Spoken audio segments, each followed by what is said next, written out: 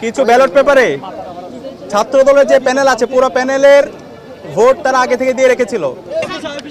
ডাকসু নির্বাচন উপলক্ষে আমেজ তৈরি হয়েছে।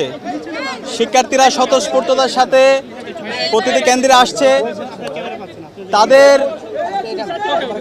পছন্দের প্রার্থীকে তারা ভোট দিচ্ছে এবং সকাল থেকে আমরা শিক্ষার্থীদের স্বতঃস্ফূর্ত রেসপন্স দেখতে পাচ্ছি। বিশেষ করে ঐক্যবদ্ধ শিক্ষার্থী জোট এবং শিক্ষার্থীদের প্রার্থীদের প্রতি সকল ভোটার তারা তাদের প্রত্যাশা, তাদের উচ্ছ্বাস প্রকাশ করছে। আমরা যখন সবাই একসাথে ডাকসু নির্বাচনের আমেজ তৈরি করার চেষ্টা করছিলাম, ঠিক সেই সময়ে এই ডাকসুকে বানচাল করার জন্য এখানে বিভিন্ন পক্ষ চেষ্টা করছে এবং সামনে থেকে পেছন থেকে বিভিন্ন পক্ষ এখানে দায় দিয়ে দেওয়ার রাজনীতি করছে।